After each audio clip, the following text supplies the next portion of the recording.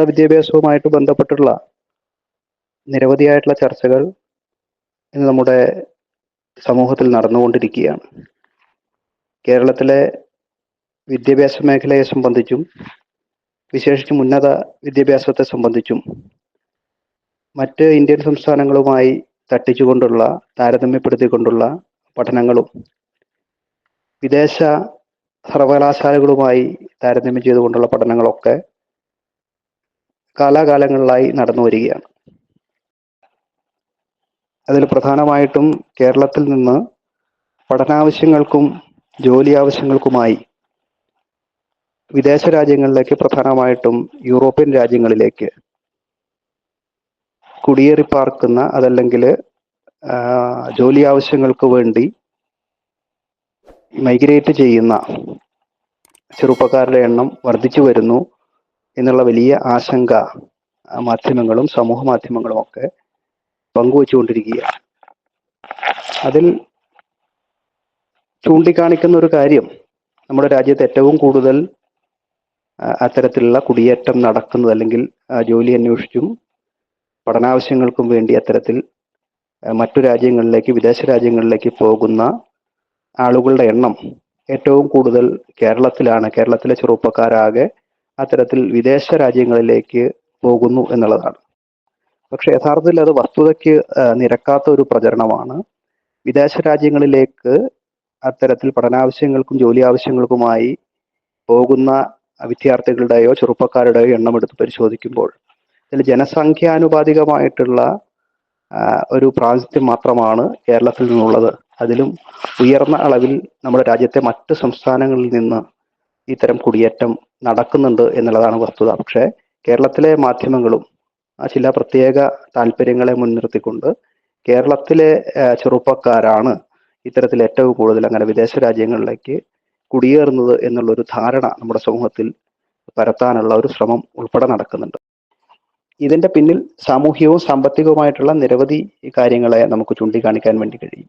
ഉദാഹരണം പറയുകയാണെങ്കിൽ 1947 ഇന്ത്യ സ്വാതന്ത്ര്യം പ്രാപിക്കുന്ന കാലഘട്ടത്തെ കണക്കുകൾ ഉൾപ്പെടെ പരിശോധിക്കുമ്പോൾ നമ്മുടെ സമൂഹത്തിലെ ഒരു സമ്പന്ന വിഭാഗത്തിൽപ്പെട്ട ചെറുപ്പക്കാർക്ക് മാത്രമാണ് വിദേശത്ത് തൊഴിലുമായി ബന്ധപ്പെട്ട് പോകാൻ കഴിയുന്ന, അതല്ലെങ്കിൽ പഠനവുമായി ബന്ധപ്പെട്ട് പോകാൻ വേണ്ടി കഴിയുന്ന ഒരു സാഹചര്യം ഉണ്ടായിട്ടുള്ളൂ എന്നുള്ളത് നമുക്കറിയാം. പക്ഷേ ഇപ്പോഴത്തെ സാഹചര്യം അതിൽ നിന്നെല്ലാം തികച്ചും വ്യത്യസ്തമാണ്. നമ്മുടെ കേരളത്തിൽ ഉൾപ്പെടെ മധ്യവർഗത്തിന്റെ ആവിർഭാവത്തോടുകൂടി, അല്ലെങ്കിൽ സാമ്പത്തികമായി മോശമല്ലാത്ത നിലയിൽ ശരാശരിക്ക് മുകളിൽ വരുമാനമുള്ള ഒരു വിഭാഗത്തിന്റെ ആവിർഭാവത്തോടു കൂടി അവർ വിദ്യാഭ്യാസ മേഖലയ്ക്ക് കൂടുതൽ പ്രാധാന്യം നൽകുകയും കുട്ടികളെ കൂടുതലായി ഇത്തരം വിദേശ സർവകലാശാലകളിലേക്ക് ഉൾപ്പെടെ അയച്ച് പഠിപ്പിക്കാൻ തയ്യാറാവുകയും ചെയ്യുന്ന ഒരു സാഹചര്യം കൂടി ഉണ്ടായതാണ് എന്നുള്ളത് നമുക്ക് മനസ്സിലാക്കാൻ കഴിയും. 1957 കേരളത്തിലെ ആദ്യ തെരഞ്ഞെടുക്കപ്പെട്ട സർക്കാർ കേരളത്തിന്റെ ഭാവിയെ കരുപിടിപ്പിക്കുന്നതിന് വേണ്ടിയിട്ടുള്ള നിരവധിയായിട്ടുള്ള ഇടപെടലുകൾ സാധ്യമാക്കിയിട്ടുണ്ട് എന്ന് നമുക്ക് ഏവർക്കും അറിയുന്നതാണ്. അതിലേറ്റവും പ്രധാനപ്പെട്ട ഒന്ന് വിദ്യാഭ്യാസ മേഖലയിൽ നടപ്പാക്കിയിട്ടുള്ള തീരുമാനങ്ങളും ഇടപെടലുകളുമായിരുന്നു. പ്രത്യേകിച്ചും വിദ്യാഭ്യാസ ബില്ലടക്കം എങ്ങനെയാണ് കേരളത്തിന്റെ വിദ്യാഭ്യാസ മേഖലയെ മാറ്റിമറിച്ചത് പിന്നീടുള്ള കാലങ്ങളിൽ എന്നുള്ളത് നമുക്കറിയാം. അതിനു മുൻപ് കേരളത്തിലടക്കം ഉണ്ടായിരുന്ന വിദ്യാഭ്യാസ മേഖലയുടെ ശോച്യാവസ്ഥയും, അതല്ലെങ്കിൽ അധ്യാപകർ ഉൾപ്പെടെ നേരിടുന്ന വലിയ പ്രയാസങ്ങളൊക്കെ നമ്മുടെ മുന്നിൽ പഴയ കാലത്തെ വിവിധ കൃതികൾക്കകത്ത് വരച്ചു കാട്ടപ്പെട്ടിട്ടുണ്ട്. പ്രധാനമായിട്ടും നമ്മുടെ കാരൂരിന്റെ പൊതിച്ചോറ് എന്നുള്ള കൃതിയിൽ എങ്ങനെയാണ് ഒരു അധ്യാപകൻ അക്കാലത്ത് ജീവിച്ചിരുന്നത് എന്നുള്ളതിന്റെ നേരടയാളപ്പെടുത്തലായിട്ട് ആ കൃതി മാറിയിട്ടുണ്ട് എന്ന് നമുക്കറിയാം. അപ്പോൾ അത്തരം സാഹചര്യത്തിൽ നിന്ന് വിദ്യാഭ്യാസ മേഖലയ്ക്ക് കൂടുതൽ ഊന്നൽ നൽകിക്കൊണ്ട് സർക്കാർ മുൻകൈ എടുത്തുകൊണ്ട് മുഴുവൻ പേർക്കും വിദ്യാഭ്യാസം നൽകുന്നതിന് വേണ്ടി, അത് സൗജന്യമായും സാർവത്രികമായും നൽകുന്നതിന് വേണ്ടിയുള്ള മുൻകൈ ഉൾപ്പെടെ എടുത്തത് കേരളത്തിലെ വിദ്യാഭ്യാസ മേഖലയിൽ വലിയ പുരോഗതിയാണ് കൈവരിക്കുന്നതിന് വേണ്ടി സഹായകമായിട്ടുള്ളത് എന്നറിയാം നമുക്ക്. അങ്ങനെ ഭരണരംഗത്ത് ഉൾപ്പെടെ നടത്തിയിട്ടുള്ള ഇടപെടലിന്റെ ഭാഗമായിട്ടാണ് നമ്മുടെ മുൻതലമുറയ്ക്ക് ഉൾപ്പെടെ മികച്ച വിദ്യാഭ്യാസ അവസരങ്ങൾ ലഭ്യമാകുന്ന സാഹചര്യങ്ങൾ ഉൾപ്പെടെ ഉണ്ടായത്. അങ്ങനെ നമ്മുടെ രക്ഷിതാക്കൾക്കുൾപ്പെടെ മെച്ചപ്പെട്ട വിദ്യാഭ്യാസത്തിന് വേണ്ടിയുള്ള അവസരങ്ങൾ ഉണ്ടായതിൻ്റെ കൂടി ഭാഗമായിട്ടാണ് തങ്ങളുടെ മക്കളുടെ വിദ്യാഭ്യാസം എത്രത്തോളം പ്രധാനമാണ് എന്ന് അവർ മനസ്സിലാക്കുകയും തങ്ങളുടെ മക്കളെ തങ്ങളുടെ കഴിവിൻ്റെ ഏതറ്റം വരെയും പഠിപ്പിക്കുന്നതിന് വേണ്ടിയുള്ള തീരുമാനം അവരെടുക്കുകയും അതിനു വേണ്ടുന്ന ഇടപെടൽ നടത്തുകയും ചെയ്തു. 2000-ന് ശേഷമുള്ള സ്ഥിതിഗതികൾ പരിശോധിച്ചാൽ കേരളത്തിൽ സ്വാശ്രയ വിദ്യാഭ്യാസ സ്ഥാപനങ്ങൾ ആരംഭിച്ചതിന് ശേഷം അത്തരത്തിൽ സ്വാശ്രയ വിദ്യാഭ്യാസ സ്ഥാപനങ്ങളിൽ ഉൾപ്പെടെ കൂടുതൽ കുട്ടികൾക്ക് പഠിക്കാൻ കഴിയുന്ന ഒരവസരം ഉണ്ടാകുകയും പൈസ കൊടുത്തുകൊണ്ട് അത്തരം സ്ഥാപനങ്ങളിൽ സീറ്റ് തരപ്പെടുത്താൻ വേണ്ടി മാതാപിതാക്കളടക്കം തയ്യാറാകുകയും ചെയ്യുന്ന ഒരു സാഹചര്യം അതിനുശേഷം ഉണ്ടായിട്ടുണ്ട് എന്നുള്ളത് കാണാൻ വേണ്ടി കഴിയും. അതുവരെ ഉണ്ടായിരുന്ന വിദ്യാഭ്യാസത്തിന് പണം മാനദണ്ഡമാകരുത് എന്നുള്ള തീരുമാനത്തിന് വിഭിന്നമായി വിവിധ സാമ്പത്തിക ശ്രേണിയിൽപ്പെടുന്നവർക്ക് അവരുടെ കുട്ടികൾക്ക് വിദ്യാഭ്യാസം നൽകാൻ വേണ്ടി കഴിയുന്ന ഒന്നായി സ്വാശ്രയ വിദ്യാഭ്യാസ സ്ഥാപനങ്ങൾ മാറുകയും അതിനെതിരായിട്ട് ഉന്നത വിദ്യാഭ്യാസ മേഖലയെ കച്ചവടവൽക്കരിക്കുന്നതിനെതിരായിട്ട് വലിയ പ്രതിഷേധങ്ങളും പ്രക്ഷോഭങ്ങളും കേരളത്തില് വിദ്യാർത്ഥി സംഘടനകളും യുവജന സംഘടനകളും ഉയർത്തിക്കൊണ്ടുവന്നു എന്നുള്ളത് നമുക്ക് കാണാം. പ്രത്യേകിച്ചും SFIയും DYFIയും അടക്കം അത്തരത്തിൽ വലിയ സമരങ്ങൾ അക്കാലത്ത് വന്നിരുന്നു. എന്നാൽ അന്ന് അധികാരത്തിലുണ്ടായിരുന്ന UDFന്റെ സർക്കാർ അന്നത്തെ അവരുടെ അവകാശവാദം അത്തരത്തിൽ കൂടുതൽ മെറിറ്റോറിയസ് ആയി കുട്ടികൾക്ക് പഠിക്കാനുള്ള അവസരം ഉൾപ്പെടെ ഉണ്ടാകുമെന്നും അങ്ങനെയുള്ള കുട്ടികൾക്ക് കൂടുതൽ സീറ്റുകളിൽ അഡ്മിഷൻ ലഭിക്കാൻ കഴിയുന്ന ഒരു സാഹചര്യവും ഇതിൻ്റെ ഭാഗമായി ഉണ്ടാകും. 2 സർക്കാർ കോളേജുകൾക്ക് അല്ലെങ്കിൽ രണ്ട് സ്വാശ്രയ കോളേജുകൾക്ക് സമം ഒരു എയ്ഡഡ് കോളേജ് അല്ലെങ്കിൽ സർക്കാർ കോളേജ് എന്നുള്ള രീതിയിലേക്ക് 50% മെറിറ്റിന്റെ അടിസ്ഥാനത്തിൽ അവർക്ക് കുട്ടികൾക്ക് പഠിക്കാൻ കഴിയുന്ന സാഹചര്യങ്ങൾ ഉണ്ടാകുമെന്നുള്ളതായിരുന്നു അന്ന് ഉയർത്തിയ പ്രധാനപ്പെട്ട വാദങ്ങളിലൊന്ന്.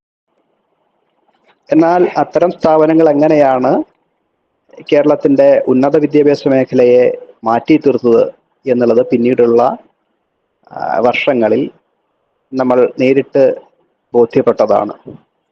കാരണം ഉന്നത വിദ്യാഭ്യാസ മേഖലയ്ക്കകത്ത് സ്വാശ്രയവൽക്കരണം നടപ്പാക്കിയപ്പോൾ അതിൻ്റെ ഭാഗമായി കോളേജുകൾ അനുവദിക്കപ്പെടുന്നതിലടക്കം അന്നത്തെ ഗവൺമെന്റ് കാണിച്ച പക്ഷപാതിത്വവും അതല്ലെങ്കിൽ അതിൻ്റെ പിന്നിലുണ്ടായിരുന്ന സാമ്പത്തിക താല്പര്യങ്ങളുമൊക്കെ കേരളത്തിലെ ജനത അന്ന് മനസ്സിലാക്കിയതും, പക്ഷേ എന്നാൽ ഇത്തരം തീരുമാനങ്ങളുടെ ഭാഗമായി അനുവദിക്കപ്പെട്ട കുറേയേറെ കോളേജുകളെങ്കിലും അവരുടെ സാമ്പത്തിക താല്പര്യങ്ങളുടെ അടിസ്ഥാനത്തിൽ മാത്രം വിദ്യാർത്ഥികളെ പ്രവേശിപ്പിക്കുന്നതിന് വേണ്ടിയുള്ള ഇടങ്ങളായി ആ ക്യാമ്പസുകളെ മാറ്റി തീർക്കുകയും വലിയ വിദ്യാർത്ഥി പ്രക്ഷോഭങ്ങൾ ഇതിൻ്റെയൊക്കെ ഭാഗമായി വലിയ നിയമ പോരാട്ടങ്ങളിലേക്ക് ഉൾപ്പെടെ ഇത്തരം കാര്യങ്ങൾ പിന്നീട് മാറുന്നതും നമ്മളൊക്കെ കണ്ടിരുന്നു. രജനി എസ് ആനന്ദ് എന്ന് പറയുന്ന പെൺകുട്ടിയുടെ ആത്മഹത്യ കേരളത്തിലെ സ്വാശ്രയ വിദ്യാഭ്യാസ കച്ചവടത്തിൻ്റെ ഇന്നും നിലനിൽക്കുന്ന ഒരു പ്രതീകമായി മാറുന്ന സാഹചര്യം ഉണ്ടായിരുന്നു. അങ്ങനെ ഉന്നത വിദ്യാഭ്യാസ രംഗത്ത് നിരവധിയായിട്ടുള്ള സ്ഥാപനങ്ങൾ പുതുതായി രംഗപ്രവേശം ചെയ്യുകയും അതിൻ്റെ ഭാഗമായി പഠിച്ചിറങ്ങുന്ന മുഴുവൻ ആളുകൾക്കും തങ്ങളുടെ അഭിരുചിക്കനുസരിച്ചുള്ള തൊഴിൽ ലഭിക്കുന്നില്ല എന്നടക്കമുള്ള പരാതികൾ നിരവധി ഘട്ടങ്ങൾക്കകത്ത് പിന്നീട് ഉയർന്നു വരികയുണ്ടായി. യഥാർത്ഥത്തിൽ ഇത്തരം പരാതികളുമായി ബന്ധപ്പെട്ട് പരിശോധിക്കുമ്പോൾ നമ്മുടെ രാജ്യം ഇപ്പോൾ ജനസംഖ്യയിൽ 1ാമത് നിൽക്കുന്ന രാജ്യമാണ് ലോകരാജ്യങ്ങൾക്കിടയിൽ. അങ്ങനെ ഒരു രാജ്യത്ത് ഈ രാജ്യത്തിൻ്റെ ജനസംഖ്യയുടെ ശരാശരി എന്ന് പറയുന്നത് 28 വയസ്സാണ്. 28 വയസ്സാണ് ഇന്ത്യയുടെ ശരാശരി പ്രായം. അതുപോലെ തന്നെ 20 വയസ്സിൽ താഴെയുള്ള ജനസംഖ്യയിലെ ആളുകളുടെ ശതമാനം എന്നുള്ളത് 34 ആണ് എന്ന് കാണാൻ വേണ്ടി കഴിയും. ഇന്ത്യയിലെ ആകെ ജനസംഖ്യയുടെ 34% പേരും 20 വയസ്സിൽ താഴെയുള്ളവരാണ് എന്നുള്ളതാണ് സൂചിപ്പിക്കുന്നത്. അപ്പോൾ ലോകരാജ്യങ്ങളെ തട്ടിച്ച് പരിശോധിക്കുമ്പോൾ യുവാക്കളുടെ അതല്ലെങ്കിൽ വിദ്യാർത്ഥികളുടെ ആ ഒരു ഏജ് ഗ്രൂപ്പിൽ വരുന്നവരുടെ എണ്ണം ഇന്ത്യക്കകത്ത് വളരെ അധികമാണ് എന്നുള്ളത് കാണാൻ വേണ്ടി കഴിയും. അങ്ങനെയുള്ള വലിയൊരു വിഭാഗത്തെ മോഹിപ്പിക്കുന്ന ഒന്നായിരുന്നു നരേന്ദ്രമോദി സർക്കാർ അധികാരത്തിൽ വരുന്നതിന് തന്നെ പ്രധാനമായിട്ടുള്ള കാരണങ്ങളിൽ ഒന്നായി മാറിയ വർഷാവർഷം 2 കോടി തൊഴിലവസരങ്ങൾ സൃഷ്ടിക്കപ്പെടും എന്നുള്ള വാഗ്ദാനം. യഥാർത്ഥത്തിൽ അത് ചെറുപ്പക്കാരെ, തൊഴിലന്വേഷകരായിട്ടുള്ള ചെറുപ്പക്കാർക്ക് വലിയ രീതിയിൽ അവർക്ക് പ്രലോഭനത്തിൽ വഴിപ്പെട്ട ഒരു വാഗ്ദാനം കൂടിയായിരുന്നു എന്നുള്ളത് കാണാൻ വേണ്ടി കഴിയും. കാരണം തൊഴിലന്വേഷകരായിട്ടുള്ള ചെറുപ്പക്കാരുടെ എണ്ണത്തിലും അതുപോലെ തന്നെ തൊഴിൽ രഹിതരായിട്ടുള്ള ചെറുപ്പക്കാരുടെ എണ്ണത്തിലും ഇന്ത്യയുടെ സ്ഥാനം ലോകരാജ്യങ്ങളിൽ ഏറ്റവും മുൻപിലാണ് എന്നുള്ളത് കാണാൻ വേണ്ടി കഴിയും. അങ്ങനെ ഒരു സാഹചര്യത്തിൽ ജനസംഖ്യയിലെ നല്ലൊരു വിഭാഗം വരുന്ന യുവാക്കളെ ലക്ഷ്യം വെച്ചുകൊണ്ട് BJP നടത്തിയിട്ടുള്ള ഇത്തരം പ്രചാര വേലകളിലൂടെ കുറേയേറെ വോട്ടുകൾ അവർക്ക് സമാഹരിക്കാൻ വേണ്ടി കഴിഞ്ഞു എന്ന് മാത്രമല്ല, അങ്ങനെ അധികാരത്തിൽ വന്ന നരേന്ദ്രമോദിയുടെ ഭരണകൂടം യഥാർത്ഥത്തിൽ ഇന്ത്യയിലെ ചെറുപ്പക്കാരോട് സമാനതകളില്ലാത്ത ദ്രോഹമാണ് ചെയ്തിട്ടുള്ളത് എന്നുള്ളത് കാണാൻ വേണ്ടി കഴിയും. ഇന്ത്യയിലെ തൊഴിലില്ലായ്മ നിരക്ക് കഴിഞ്ഞ 40 വർഷങ്ങളിലെ ഏറ്റവും ഉയർന്ന നിലയിലേക്ക് ഈ സർക്കാരിന്റെ ഭരണകാലത്ത് മാറി എന്നുള്ളത് കാണാൻ വേണ്ടി കഴിയും. വർഷം 2 കോടി പുതിയ തൊഴിലവസരങ്ങൾ സൃഷ്ടിക്കും എന്ന് പറഞ്ഞ നരേന്ദ്രമോദിയുടെ ഭരണകൂടം അധികാരത്തിൽ വന്നതിന് ശേഷം ഇന്ത്യക്കകത്ത് സ്ഥിരം തൊഴിൽ എന്ന സങ്കല്പത്തെ തന്നെ നിരാകരിക്കുന്ന നിയമനിർമ്മാണങ്ങളടക്കം നടത്തുകയും ഇന്ത്യയിലെ തൊഴിൽ നിയമങ്ങൾക്കകത്ത് കാതലായിട്ടുള്ള ഭേദഗതി കൊണ്ടുവന്നുകൊണ്ട് സ്ഥിരം തൊഴിൽ സങ്കല്പത്തെ തന്നെ ഇല്ലാതാക്കുന്ന, അട്ടിമറിക്കുന്ന നിലപാട് ഇതിന്റെ ഭാഗമായി സ്വീകരിക്കുകയും ചെയ്തു. ഇതോടൊപ്പം തന്നെ നമ്മുടെ രാജ്യത്ത് ഏറ്റവും കൂടുതൽ ചെറുപ്പക്കാർക്ക് ജോലി സാധ്യതകൾ ലഭ്യമാക്കിയിരുന്ന ഇന്ത്യൻ റെയിൽവേ അടക്കമുള്ള പൊതുമേഖലാ സ്ഥാപനങ്ങളിലെ റിക്രൂട്ട്മെന്റ് നിർത്തിവെക്കുന്ന സാഹചര്യവും പുതുതായി പുതിയ പോസ്റ്റുകളിലേക്ക് നിയമനം നടക്കാതിരിക്കുന്ന സാഹചര്യവും ഉൾപ്പെടെ ഉണ്ടായതും നമ്മുടെ ശ്രദ്ധയിലുണ്ട്.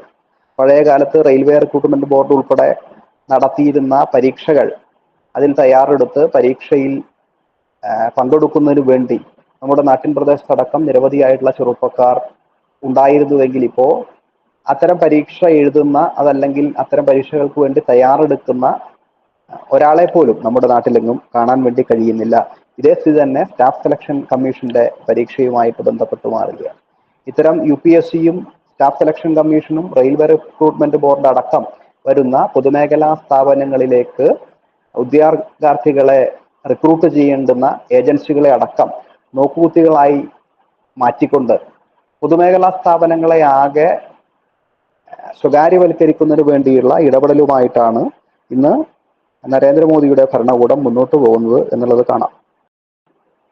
ലോകത്ത് തന്നെ ഏറ്റവും കൂടുതൽ ചെറുപ്പക്കാർക്ക് തൊഴിൽ നൽകുന്ന പൊതുമേഖലാ സ്ഥാപനമായിരുന്ന ഇന്ത്യൻ റെയിൽവേയുടെ അവസ്ഥ നമ്മൾ സൂചിപ്പിക്കുകയുണ്ടായി. ഇന്ത്യൻ റെയിൽവേ പോലെ തന്നെ ഇന്ത്യയുടെ സൈന്യത്തിലേക്കുള്ള റിക്രൂട്ട്മെന്റുകളെ സംബന്ധിച്ച് ഉയർന്നു വന്ന ആശങ്കകൾ കഴിഞ്ഞ വർഷങ്ങൾക്കകത്ത് വലിയ ചർച്ചയായി മാറിയിരുന്നു.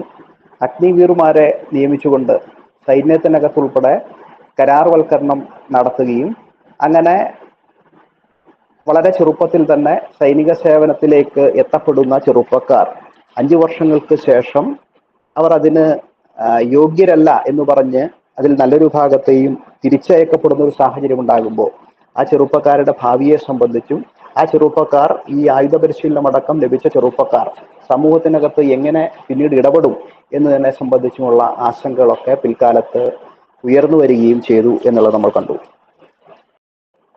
നമ്മുടെ അഭിമാനമായിരുന്ന രാജ്യത്തെ ഏറ്റവും വലിയ ടെലികോം സർവീസ് പ്രൊവൈഡർ ആയിരുന്ന BSNLന്റെ ഇന്നത്തെ സ്ഥിതി നമുക്കറിയാം. ആ BSNLനെ ജിയോ അടക്കം വരുന്ന തങ്ങളുടെ ചങ്ങാതിമാരുടെ കമ്പനികൾക്ക് വേണ്ടി തകർക്കുന്ന നിലപാട് സ്വീകരിക്കുകയും മറ്റ് സർവീസ് പ്രൊവൈഡർമാരൊക്കെ ഏറ്റവും പുതിയ സാങ്കേതിക വിദ്യയിലേക്ക് മാറുന്ന കാലത്ത് 4G സേവനവും 5G സേവനവും ഒക്കെ ലഭ്യമാകുന്ന കാലത്ത് പോലും BSNL അതെല്ലാം നിഷേധിക്കുകയും 5G കടന്ന് 6Gയിലേക്ക് ലോകം മാറിക്കൊണ്ടിരിക്കുന്ന സാഹചര്യത്തിൽ പോലും 4th ജനറേഷൻ സാങ്കേതിക വിദ്യ BSNL നൽകാതെ അതിൻ്റെ വരിക്കാരായിട്ടുള്ള ആളുകളെ മുഴുവൻ മറ്റ് സർവീസുകളിലേക്ക് മാറ്റുന്നതിന് വേണ്ടി പ്രേരിപ്പിക്കുകയും ചെയ്യുന്ന നിലപാട് സ്വീകരിക്കുന്നത് കേന്ദ്ര സർക്കാർ തന്നെയാണ് എന്നുള്ളതും മറയില്ലാത്ത രഹസ്യമായി മാറുകയാണ്. അതിന്റെ ഭാഗമായി BSNL അടക്കം നിർബന്ധിത വിരമിക്കൽ വോളണ്ടറി റിട്ടയർമെന്റ് സ്കീമിൽ ഉൾപ്പെടുത്തിക്കൊണ്ട് നിരവധി സ്ഥിരം ജീവനക്കാരെ നിർബന്ധിതമായി വിരമിക്കുന്നതിന് വേണ്ടി സർക്കാർ തീരുമാനമെടുത്തു. അത്തരം തൊഴിലവസരങ്ങൾ പിന്നീട് ഒഴിവുകൾ നികത്തേണ്ടതില്ല എന്നുള്ള തീരുമാനമെടുക്കുന്നു. അങ്ങനെ BSNLനകത്ത് മാത്രം 1.5 ലക്ഷത്തോളം ഒഴിവുകൾ രാജ്യത്ത് നികത്തപ്പെടാതെ കിടക്കുന്നുണ്ട് എന്നുള്ളത് കണക്കുകൾ സൂചിപ്പിക്കുകയാണ്. ഇതേ നിലയിൽ തന്നെയാണ് ഇന്ത്യൻ പോസ്റ്റൽ വകുപ്പിൻ്റേത്. പോസ്റ്റൽ വകുപ്പിലും കൃത്യമായി 50,000-ത്തിലധികം തൊഴിലവസരങ്ങൾ ഇപ്പോഴും നികത്താത്തതായി നമ്മുടെ രാജ്യത്ത് കിടക്കുന്നുണ്ട് എന്നുള്ളത് വിവരാവകാശ പ്രകാരമുള്ള അപേക്ഷകളുടെ ഭാഗമായി ലഭിക്കുന്ന മറുപടികളിൽ ചൂണ്ടിക്കാണിക്കുകയാണ്. അതുപോലെ തന്നെ ഇന്ത്യയുടെ വിദ്യാഭ്യാസ മേഖലയ്ക്കകത്ത് പ്രത്യേകിച്ചും ഇലമെന്ററി വിദ്യാഭ്യാസം മുതൽ ഹയർ സെക്കൻഡറി വിദ്യാഭ്യാസം വരെയുള്ള രംഗത്ത് അധ്യാപകരുടെ മാത്രം 17 ലക്ഷത്തോളം ഒഴിവുകൾ രാജ്യവ്യാപകമായി നിലവിലുണ്ട് എന്നുള്ളതാണ് കണക്കുകൾ സൂചിപ്പിക്കുന്നത്. ഇങ്ങനെ 2 കോടി തൊഴിലവസരങ്ങൾ വർഷാവർഷം പുതുതായി ഉണ്ടാക്കും എന്ന് പറഞ്ഞ് സർക്കാർ അധികാരത്തിൽ വന്ന കാലത്ത് പോലും ഇതിന്റെ എണ്ണം ഇത്തരത്തിൽ വർദ്ധിച്ചു വരുന്നതല്ലാതെ ഈ ഒഴിവുകൾ നികത്തുന്നതിനോ സർക്കാർ എന്നുള്ള നിലയ്ക്ക് പൊതുമേഖലയെ സംരക്ഷിച്ചുകൊണ്ട് കൂടുതൽ ആളുകൾക്ക് തൊഴിൽ കൊടുക്കുന്നതിനോ വേണ്ട ഒരു ഇടപെടലും ഭരണകൂടത്തിന്റെ ഭാഗമായിട്ടുണ്ടാകുന്നില്ല എന്നുള്ളത് നമുക്ക് കാണാം. അതുപോലെ തന്നെ നമ്മുടെ കേരളത്തിൽ ഇല്ലെങ്കിലും രാജ്യത്തിന്റെ വിവിധ ഭാഗങ്ങളിൽ ഇന്നും നിലനിൽക്കുന്ന ജാതി ബോധവും തൊട്ടുകൂടായ്മയും തീണ്ടിക്കൂടായ്മ അടക്കം വരുന്ന അനാചാരങ്ങളും അതുപോലെ തന്നെ വർഗീയതയുടെ കൂത്തരങ്ങായി മാറുന്ന ചില സംസ്ഥാനങ്ങളിലെ അതിൻ്റെ മൂർത്തിഭാവങ്ങളായി കൊലപാതകവും അടക്കം ഈ വർഗീയത ഉറഞ്ഞു തുള്ളുന്ന സാഹചര്യങ്ങളും അടക്കം ഈ രാജ്യത്ത് പലയിടങ്ങൾക്കകത്ത് ചെറുപ്പക്കാരെ ഇവിടുത്തെ സാമൂഹിക വ്യവസ്ഥകളിൽ നീരസം ഉൾപ്പെടെ പ്രകടിപ്പിച്ചുകൊണ്ട് വിദേശത്തേക്ക് പോകുന്നതിന് വേണ്ടി അവരെ പ്രേരിപ്പിക്കുന്ന ഘടകമായി മാറുന്നുണ്ട് എന്നുള്ളതാണ് വ്യത്യസ്ത പഠനങ്ങൾ സൂചിപ്പിക്കുന്നത്. അതുകൊണ്ട് തന്നെ ലോകത്ത് ചൈന കഴിഞ്ഞാൽ രണ്ടാമത് ഏറ്റവും കൂടുതൽ ആളുകൾ പഠനാവശ്യങ്ങൾക്കും തൊഴിൽ തേടിയും വിദേശത്തേക്ക് പോകുന്ന രാജ്യം എന്നുള്ള നിലയിലേക്ക് ഇന്ത്യ മാറി എന്നുള്ളത് കാണാം. ഒരു സാഹചര്യം രാജ്യത്ത് നിലനിൽക്കുമ്പോൾ തന്നെ ഉന്നത വിദ്യാഭ്യാസത്തിൻ്റെ ഗുണമേന്മ കൂടുതൽ വർദ്ധിപ്പിക്കുന്നതിന് വേണ്ടിയും നിലവിൽ നമ്മുടെ വിദ്യാഭ്യാസത്തിൻ്റെ പോരായ്മകളെ സംബന്ധിച്ച് പരിശോധിച്ചുകൊണ്ട് അത്തരം കാര്യങ്ങളിൽ ഊന്നൽ നൽകിക്കൊണ്ട് തൊഴിലധിഷ്ഠിത വിദ്യാഭ്യാസം എന്നുള്ള നിലയിൽ വിദേശ രാജ്യങ്ങളിലേതുപോലെ തന്നെ സ്കൂൾ പാഠ്യപദ്ധതിയുടെ ഉൾപ്പെടെ ഭാഗമായി ഇത്തരം നൈപുണികൾ കണ്ടെത്തി പരിപോഷിപ്പിക്കുന്നതിന് ഉള്ള ഇടപെടലുകൾ പാഠ്യപദ്ധതിയുടെ ഉൾപ്പെടെ ഭാഗമായി ചേർക്കുന്നതിന് വേണ്ടി നമ്മുടെ സർക്കാർ എടുത്തിട്ടുള്ള തീരുമാനം വളരെ ശ്രദ്ധേയമാണ്. ഇത് ITIകളും അതുപോലെ തന്നെ പോളിടെക്നിക്കുകളും ഉൾപ്പെടെ പോലെ ഉന്നത പഠന രംഗത്തും ഉന്നത വിദ്യാഭ്യാസ രംഗത്തും ഇത്തരത്തിൽ പാർട്ട് ടൈമായി തൊഴിൽ ചെയ്തുകൊണ്ട് പഠിക്കാൻ വേണ്ടി കഴിയുന്ന സാഹചര്യം ഉൾപ്പെടെ സൃഷ്ടിക്കുന്നതിനും അത്തരത്തിൽ തൊഴിൽ ചെയ്യുന്നതിന് വേണ്ടി കഴിയുന്ന രീതിയിൽ അവരുടെ പാഠ്യസമയം ക്രമീകരിക്കുന്നതിന് വേണ്ടി ഉൾപ്പെടെയുള്ള ചർച്ചകളുമായി അതിൻ്റെ തീരുമാനങ്ങളുമായി സർക്കാർ മുന്നോട്ട് പോവുകയാണ്. കേരളത്തെ ഒരു ആധുനിക വൈജ്ഞാനിക സമൂഹമായി പരിവർത്തനപ്പെടുത്തുന്നതിന് വേണ്ടിയുള്ള ഇടപെടലുകളാണ് കഴിഞ്ഞ നിരവധി വർഷങ്ങളായി ഇടതുപക്ഷ ജനാധിപത്യ മുന്നണിയുടെ നേതൃത്വത്തിലുള്ള സർക്കാർ കേരളത്തിൽ നടപ്പാക്കിക്കൊണ്ടിരിക്കുന്നത്. നോളജ് എക്കോണമി മിഷൻ അടക്കം വരുന്ന ഏറ്റവും ശ്രദ്ധേയമായിട്ടുള്ള നൂതന പദ്ധതികളടക്കം നടപ്പാക്കിക്കൊണ്ട് അത്തരത്തിൽ തൊഴിലില്ലാത്ത ചെറുപ്പക്കാരെ തൊഴിൽ നേടുന്നതിനു വേണ്ടി സ്വയം അവരെ ആ നിലയിലേക്ക് ഉയർത്തുന്നതിന് വേണ്ടിയുള്ള ഇടപെടലിൽ കൂടി സർക്കാർ ഭാഗമാകുന്ന കാഴ്ച നമുക്ക് സമീപകാലത്ത് കേരളത്തിൽ കാണാൻ വേണ്ടി കഴിഞ്ഞു എന്നുള്ളതാണ്. വിദ്യാഭ്യാസ രംഗത്ത് നമ്മൾ ആർജിച്ചെടുത്ത നേട്ടങ്ങൾ ഉന്നത വിദ്യാഭ്യാസ രംഗത്ത് ആ നിലയിലുള്ള നേട്ടങ്ങൾ കൈവരിക്കാൻ വേണ്ടി കഴിഞ്ഞിട്ടില്ല എന്നുള്ളൊരു പൊതുവായിട്ടുള്ള വിമർശനമാണ് കേരളത്തിന്റെ പശ്ചാത്തലത്തിൽ ഉയർത്തപ്പെടുന്നത്. അതിനെ പരിഹരിക്കുന്നതിന് വേണ്ടി ഉന്നത വിദ്യാഭ്യാസ രംഗത്തെ വിവിധ വിഷയങ്ങളെ പഠിക്കുന്നതിന് വേണ്ടി സർക്കാർ തീരുമാനിച്ചു. വിവിധ ക്യാമ്പസുകൾക്കകത്ത് മുഖ്യമന്ത്രി തന്നെ പങ്കെടുത്തുകൊണ്ട് CM പങ്കെടുത്തുകൊണ്ടുള്ള പരിപാടികൾ വിവിധ ക്യാമ്പസുകൾക്കകത്ത് സംഘടിപ്പിക്കുകയും വിദ്യാർത്ഥികളുടെയും അധ്യാപകരുടെയും അടക്കം അഭിപ്രായങ്ങൾ ആരായുകയും ചെയ്യുന്ന സാഹചര്യങ്ങൾ ഉണ്ടായി. ഈ രംഗത്തെ വിവിധ പ്രശ്നങ്ങളെ സംബന്ധിച്ച് പഠിക്കുന്നതിനും നിർദ്ദേശങ്ങൾ അവതരിപ്പിക്കുന്നതിനും വേണ്ടി കേരളത്തിൽ 3 കമ്മീഷനുകളെ സർക്കാർ നിയോഗിക്കുകയുണ്ടായി. ഈ കമ്മീഷനുകൾ നൽകിയ റിപ്പോർട്ടിന്റെ അടിസ്ഥാനത്തിൽ 9 മാസ കാലയളവാണ് ഏകദേശം ഇതിന്റെ റിപ്പോർട്ട് സമർപ്പിക്കുന്നതിന് വേണ്ടി എടുത്തത്. ആ സമയത്തിനകത്ത് അതിനുശേഷം അതിന്റെ നിർദ്ദേശങ്ങളെ വളരെ പോസിറ്റീവായി തന്നെ സമീപിക്കുകയും അതിനനുസരിച്ചുള്ള തീരുമാനങ്ങളിലേക്ക് കൈക്കൊള്ളുന്നതിലേക്ക് സർക്കാർ മാറുകയും ചെയ്തു എന്നുള്ളത് കാണാം. ഉന്നത വിദ്യാഭ്യാസ രംഗത്ത് നമ്മുടെ സർക്കാർ തുടർച്ചയായി നടത്തിയ ഇടപെടലുകളുടെ ഭാഗമായി കേരളത്തിലെ സർവകലാശാലകളുടെയും കോളേജുകളുടെയും അക്രഡിറ്റേഷനുമായി ബന്ധപ്പെട്ട് NAAC ഗ്രേഡിങ്ങിൽ വളരെ ഉയർന്ന നിലയിലേക്ക് കേരളത്തിലെ കലാലയങ്ങളും സർവകലാശാലകളും മാറുന്ന സാഹചര്യം കൂടി ഉണ്ടായിട്ടുണ്ട്. ഇതിന്റെ തുടർച്ചയായി തന്നെ സൂചിപ്പിക്കേണ്ടത് രാജ്യത്തെ ഏറ്റവും മികച്ച 100 ക്യാമ്പസുകളെ തിരഞ്ഞെടുക്കുന്ന NIRFന്റെ റിപ്പോർട്ട് പ്രകാരം അതിലെ 14 കോളേജുകളും കേരളത്തിൽ നിന്നാണ് എന്നുള്ളതാണ്. അത് കേരളത്തിൽ നിന്നാണ് എന്നുള്ളത് മാത്രമല്ല, കേരളത്തിലെ വിവിധ ജില്ലകളെ പ്രതിനിധീകരിച്ചുകൊണ്ട് ആ ലിസ്റ്റിനകത്ത് കോളേജുകൾ ഇടം പിടിക്കുന്ന സാഹചര്യം ഉൾപ്പെടെ ഉണ്ടായിട്ടുണ്ട്. തിരുവനന്തപുരത്തെ മാറിവാനിയസ് കോളേജും അതുപോലെ തന്നെ യൂണിവേഴ്സിറ്റി കോളേജും അടക്കം മഹാരാജാസ് കോളേജും SH അതുപോലെ തന്നെ UC കോളേജും മാറത്തനേഷ്യസ് കോളേജും ഉൾപ്പെടെ കേരളത്തിലെ ഏറ്റവും വിഖ്യാതമായിട്ടുള്ള സർക്കാർ അതല്ലെങ്കിൽ എയ്ഡഡ് കോളേജുകൾ ഈ പട്ടികയ്ക്കകത്ത് ഇടം നേടിയിട്ടുണ്ട് എന്നുള്ളത് കാണാൻ വേണ്ടി കഴിയും. നമ്മുടെ രാജ്യത്ത് നിന്ന് വിദേശത്തേക്ക് പഠനവുമായി ബന്ധപ്പെട്ട് ചേക്കേറുന്ന വിദ്യാർത്ഥികൾ പിന്നീട് സൂചിപ്പിക്കുന്ന ഒന്ന് ഈ രാജ്യത്ത് നിലനിൽക്കുന്ന ചില സാമൂഹിക പ്രശ്നങ്ങളെ സംബന്ധിച്ചാണ്. അതിലേറ്റവും പ്രധാനമായത് സദാചാര പോലീസിംഗ് ഉൾപ്പെടെ രാജ്യത്തിൻ്റെ വിവിധ ഭാഗങ്ങളിൽ ഉണ്ടാകുന്നു എന്നും വിദേശ രാജ്യങ്ങളിലേക്ക് പോകുമ്പോൾ ഇത്തരം പ്രതിസന്ധികൾ, ബുദ്ധിമുട്ടുകൾ വിദ്യാർത്ഥികൾക്ക് നേരിടേണ്ടി വരുന്നില്ല എന്നുൾപ്പെടെയുള്ള കാര്യമാണ്. രണ്ടാമത്തേത്, രാത്രി സമയങ്ങളിൽ രാജ്യത്തിൻ്റെ പല സ്ഥലങ്ങളിലും പെൺകുട്ടികളടക്കം സുരക്ഷിതരല്ലാതാകുന്ന കാഴ്ചയാണ് നിരവധി വർഷങ്ങളായി നമ്മൾ കണ്ടുവരുന്നത്. ഏറ്റവും ഒടുവിൽ പശ്ചിമ ബംഗാളിനകത്ത് ഒരു യുവ ഡോക്ടർ മൃഗീയമായി പീഡിപ്പിക്കപ്പെടുകയും കൊലപ്പെടുത്തുകയും ചെയ്ത സാഹചര്യം രാജ്യത്താകെ പ്രതിഷേധങ്ങൾ ഉയർത്തിവിട്ട ഒന്നാണ്. അപ്പം അത്തരത്തിലുള്ള നിരവധി സംഭവങ്ങൾ വിവിധ കോണുകൾക്കകത്ത് രാജ്യത്ത് ഉണ്ടാകുന്നു. അപ്പോൾ അത്തരത്തിൽ രാത്രികാലങ്ങൾ ഉൾപ്പെടെ പെൺകുട്ടികൾക്കടക്കം സുരക്ഷിതമല്ലാത്തൊരു രാജ്യമായി ഇന്ത്യ മാറുന്നു എന്ന കാഴ്ചയാണ് പൊതുവെ കാണുന്നത്. അപ്പോൾ ഇതിൽ നിന്നെല്ലാം വിഭിന്നമായി ഇത്തരം രാജ്യങ്ങളിലേക്ക് പോകുന്ന വിദ്യാർത്ഥികൾക്ക് അവിടെ രാത്രി സമയങ്ങൾ ഉൾപ്പെടെ വളരെ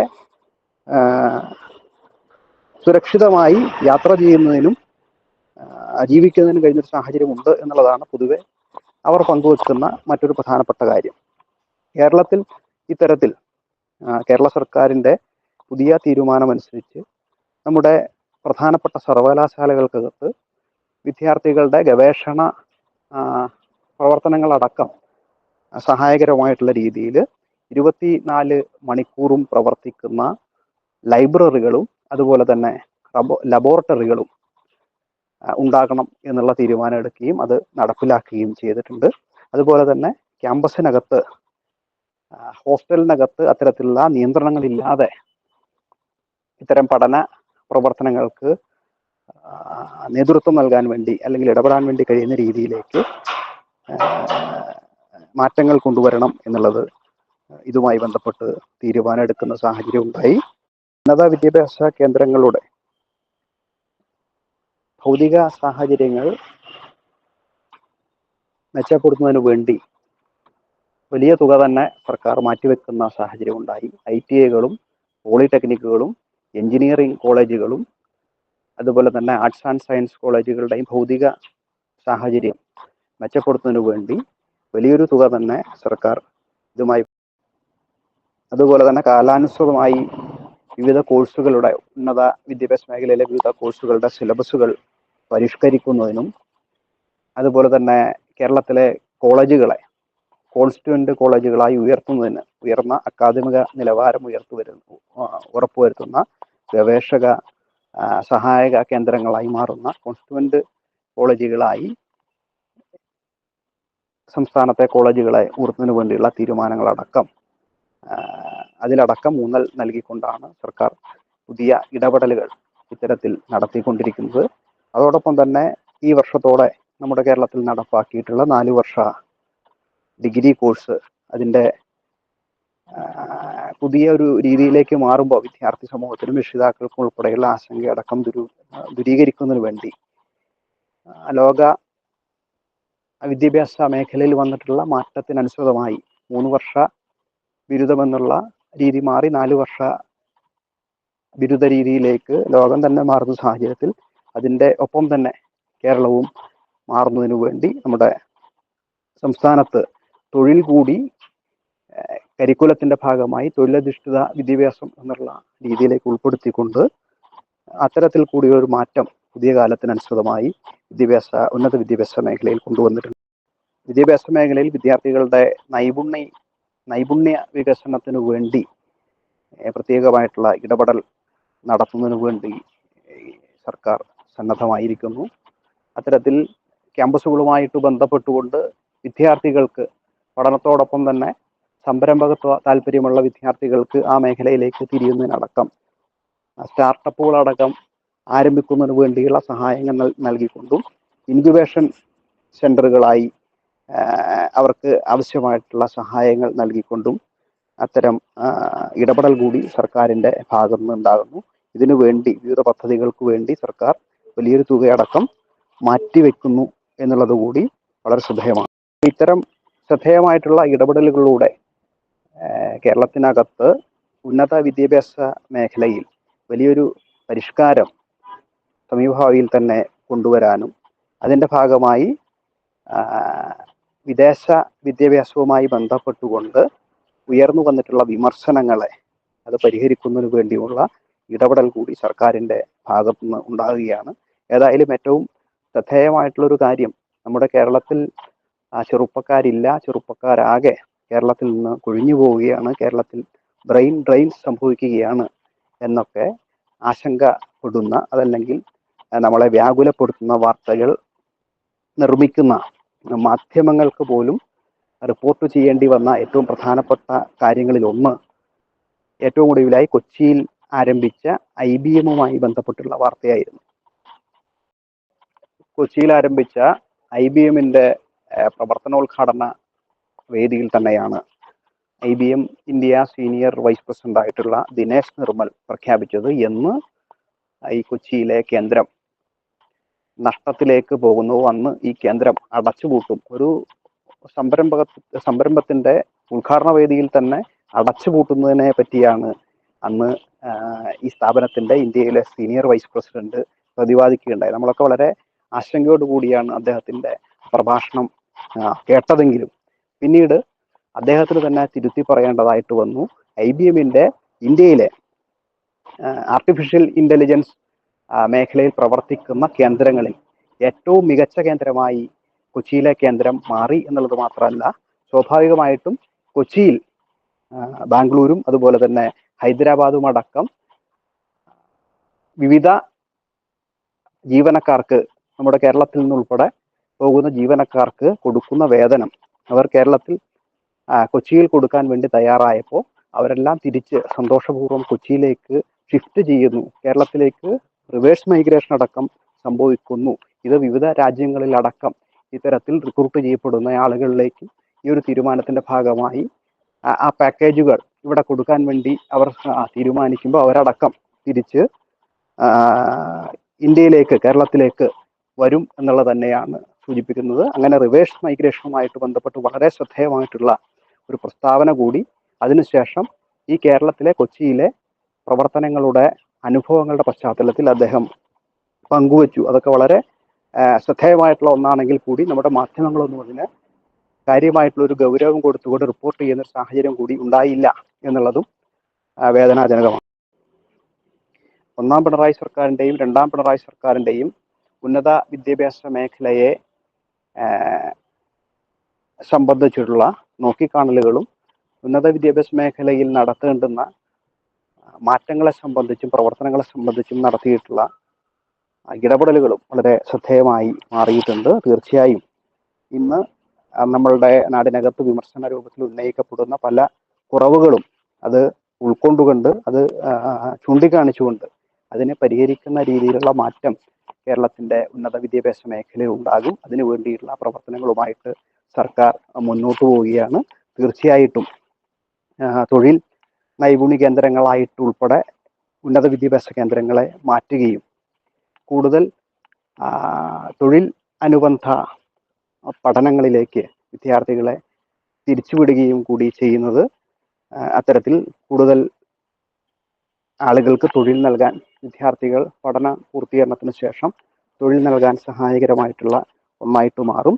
അതുപോലെ തന്നെ കേരളത്തിന്റെ ഗവൺമെന്റ് വൈജ്ഞാനിക രംഗത്ത് നടത്തിയിട്ടുള്ള ഇടപെടൽ, ആ ഇടപെടലിന്റെ കൂടി ഭാഗമായിട്ട് അത്തരം പ്രത്യേക പരിശീലനം അടക്കം നൽകിക്കൊണ്ട് ചെറുപ്പക്കാർക്ക് കൂടുതൽ തൊഴിൽ നൽകുന്നതിന് വേണ്ടി, കൂടുതൽ തൊഴിലവസരങ്ങൾ ഉണ്ടാക്കുന്നതിന് വേണ്ടി നടത്തുന്ന ഇടപെടൽ കൂടി ശ്രദ്ധേയമാണ്. തീർച്ചയായിട്ടും ഈ ഇടപെടലിന്റെ ഒക്കെ ഭാഗമായിട്ട് നമ്മളൊക്കെ ആശങ്കപ്പെടുന്ന രീതിയിലുള്ള ഒരു കുടിയേറ്റ രീതി നമ്മുടെ സംസ്ഥാനത്ത് നിന്ന്, രാജ്യത്തുനിന്ന് പൊതുവെ ഉണ്ടെങ്കിലും നമ്മുടെ സംസ്ഥാനത്തെ പ്രധാനമായിട്ടും ചൂണ്ടിക്കാണിച്ചുകൊണ്ടാണ് ഇത് വിമർശന ബുദ്ധിയോടുകൂടി അവതരിപ്പിക്കുന്നത്. അതിൽ വലിയൊരു മാറ്റം ഉണ്ടാക്കാൻ വേണ്ടി കഴിയും എന്നുള്ളത് തന്നെയാണ് പ്രതീക്ഷിക്കുന്നത്. തീർച്ചയായിട്ടും ഇന്ന് നമ്മുടെ വർത്തമാന കേരളം ഏറ്റവും കൂടുതൽ ചർച്ച ചെയ്യുന്ന വിഷയത്തെ അധികരിച്ചുകൊണ്ടാണ് ഇവിടെ ഇത്തരത്തിലൊരു സെമിനാർ സംഘടിപ്പിക്കുകയുണ്ടായത്. ഇടതുപക്ഷം ഹൃദയപക്ഷം വാട്സാപ്പ് കൂട്ടായ്മയുടെ 4ാമത് വാർഷികം നാളെയും മറ്റന്നാളുമായിട്ട് നടക്കുകയാണ്. അപ്പം അതിൻ്റെ ഭാഗമായി ഇത്തരം വിവിധ സാമൂഹിക രാഷ്ട്രീയ പ്രശ്നങ്ങളെ അധികരിച്ചുകൊണ്ട് സെമിനാർ അടക്കം നടത്തുന്നു, ചർച്ചകളടക്കം ഡിബേറ്റുകളടക്കം സംഘടിപ്പിക്കുന്നു എന്നുള്ളത് വളരെ അഭിനന്ദനാർഹമായിട്ടുള്ള കാര്യമാണ്. ഏതായാലും ഇതിൻ്റെ പിന്നിൽ പ്രവർത്തിച്ച ഇടതുപക്ഷം ഹൃദയപക്ഷം വാട്സാപ്പ് കൂട്ടായ്മയുടെ മുഴുവൻ സഖാക്കളെയും ഏറ്റവും സ്നേഹത്തോടെ അഭിവാദ്യം ചെയ്തുകൊണ്ട് എൻ്റെ ചെറിയ വർത്തമാനം അവസാനിപ്പിക്കുന്നു.